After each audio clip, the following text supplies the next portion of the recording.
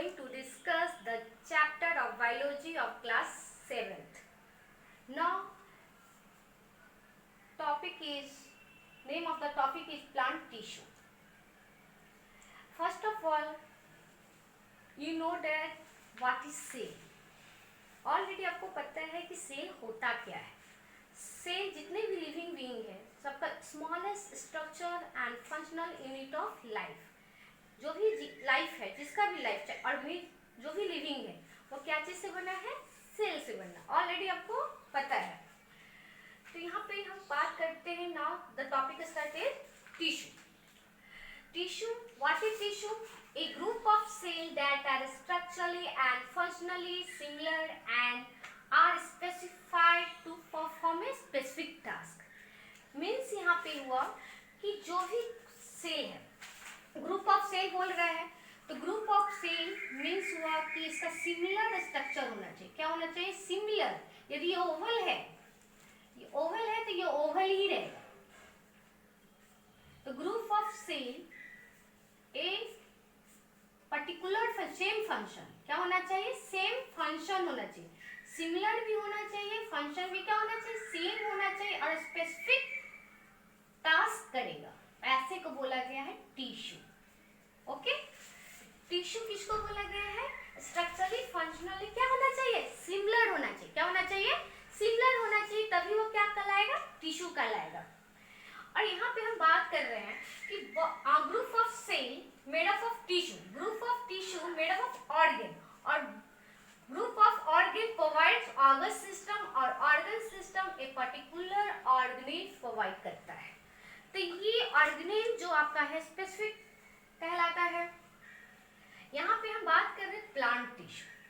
Plant tissue मतलब tissue आप देखते हो कि प्लांट टिश्यू है, और एनिमल भी क्या चीज से बना है? टिश्यू से बना. तो प्लांट टिश्यू हम नेक्स्ट चैप्टर है हमारा जिसमें हम डिस्कस कर रहे हैं प्लांट टिश्यू. तो प्लांट टिश्यू क्या है? Plant tissue, plant contains three major organ groups. Three major organ groups: root, stem and leaves. It composed of different tissue together achieving a common goal. Common goal है of the growth and development of plant. Plant tissue का need क्यों पड़ा? जो हमारा big plant है, जो multi cellular organism है, जो मल्टी सेलर ऑर्गेनिज्म है, उसके लिए क्या होना चाहिए? हमें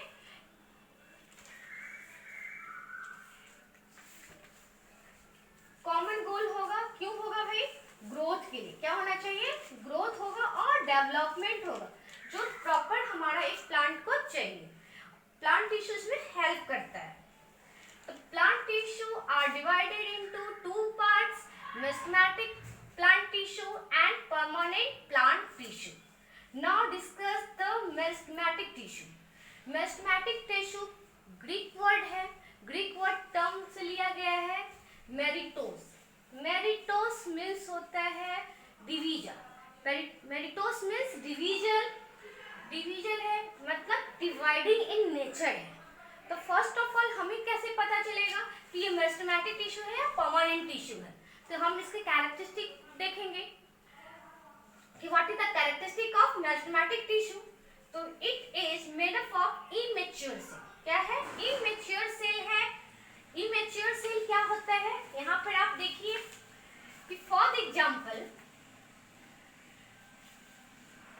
ये आपका सेल जब एक पर्टिकुलर टाइम के अकॉर्डिंग टू ये क्या कर रहा है? डिवाइड कर रहा है. तो डिवाइड कर रहा है तो दो नया डॉटर सेल बनाएगा. तो ये आपका डॉटर सेल हो गया,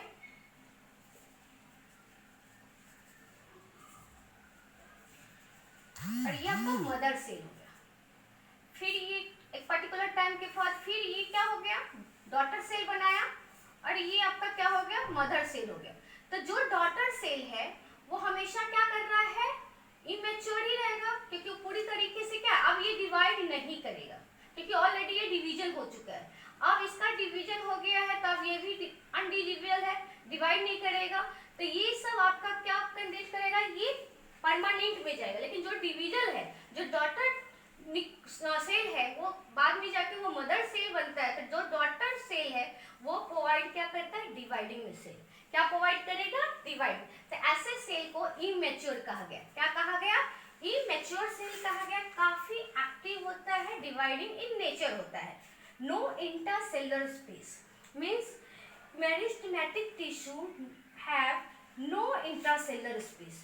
तो what do you mean by intercellular space? Inter between cell, कहता है कि दो सेल के बीच में, ये टिश्यू है तो जो भी शेप हो हमारा सेल का, कह रहा है ये दो सेल के बीच में कोई गैप नहीं होगा। क्या नहीं होगा? Between the two cells have no intercellular space formed, मतलब इस दोनों सेल के बीच में क्या होना चाहिए? गैप नहीं होना चाहिए।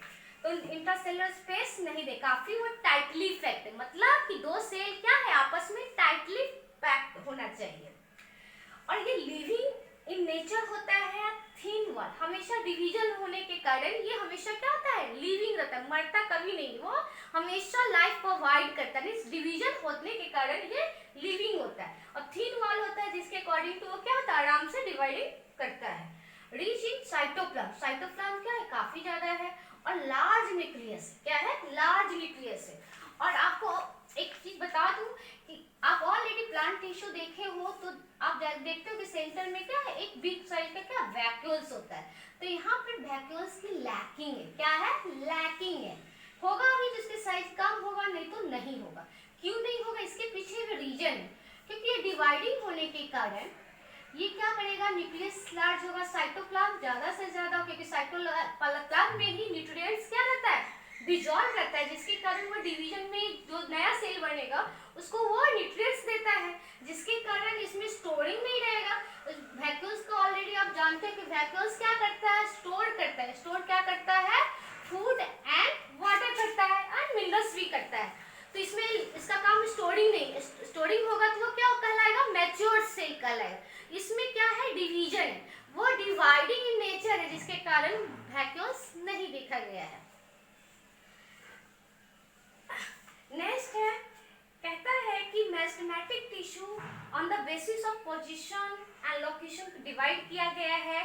ये है थ्री काइंड्स के। क्या है? थ्री काइंड से है, apical meristematic tissue and lateral meristematic tissue and intercalary meristematic tissue. आप समझने के लिए आप देख सकते हो कि फॉर एग्जांपल कि आप रूट है तो रूट के टिप पे वो आपका क्या है? हॉरिजॉन्टल, आपका अंडरग्राउंड होता है, तो ये इनलार्ज होगा, उसमें बहुत सारे रूट हेयर्स देखेंगे तो अपना लार्ज क्या हो रहा है? बढ़ा रहा है। तो ये जो ग्रोथ हो रहा है, तो ये ग्रोथ किसके थ्रू हो रहा है? Meristematic tissue. और मेरिस्टेमेटिक में क्या? एपिकल के अकॉर्डिंग टू। तो ये रूट में देखा गया। यदि स्टेम में दिखता है तो स्टेम का हाइट इंक्रीज कर रहा है, तो यहाँ पर भी क्या है? एपिकल मेरिस्टेमेटिक टिश्यू देखा गया। अब लीफ की बात करें, लीफ भी साइज क्या हो रहा है? बड़ा हो रहा है, तो यहाँ पर भी एपिकल देखा गया। तो इसका काम है, एपिकल मेरिस्टेमेटिक टिश्यू का काम है कि ये लोकेट रहता है, कहाँ लोकेट रहता है? रूट एंड शूट टिप पे। ये रिस्पॉन्सिबल होता है वर्टिकल ग्रोथ। वर्टिकल ग्रोथ क्या? इसके हाइट को क्या कर रहा है? इंक्रीज कर रहा है। और ऐसे ग्रोथ को कहा गया है, ऐसे वर्टिकल ग्रोथ को बोला गया है प्राइमरी ग्रोथ। तो apical meristematic is also known as primary growth. क्यों कहा गया है? क्योंकि ये वर्टिकली ग्रोथ करता है, increase in size, root system, root को एंड शूट को। नेक्स्ट है आपका लैटरल मेरिस्टेम। क्या है? Lateral meristem. Lateral meristem locate lateral side.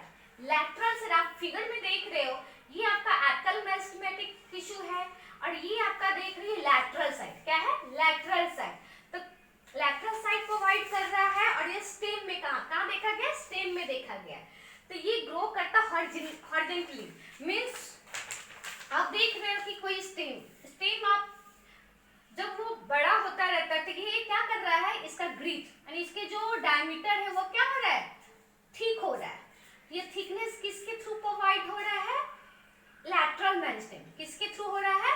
Lateral meristematic tissue के थ्रू हो रहा है। इसका पर्पस है हॉरिजॉन्टल यानी डायमीटर ग्रो करना प्लांट का। इसी कारण इसको क्या बोला गया? It is lateral meristem is also known as secondary growth. तो इससे क्वेश्चन भी गिव रीजन कि why lateral meristem is also known as secondary growth. तो क्यों कहा गया है? Due to plant grow horizontally growth called lateral meristematic tissue. Lateral meristematic tissue is divided into two parts, vascular cambium and cork cambium. क्या है vascular cambium, cork cambium? vascular का word है production of sales tissue, ये thickness को बढ़ाता है, क्या कर रहा है, थिकनेस को बढ़ा रहा है। और कॉर्क कैम्बियम क्या कर रहा है, ये आउटर बार को प्रोड्यूस कर रहा है, क्या कर रहा है, बार को प्रोड्यूस कर रहा है।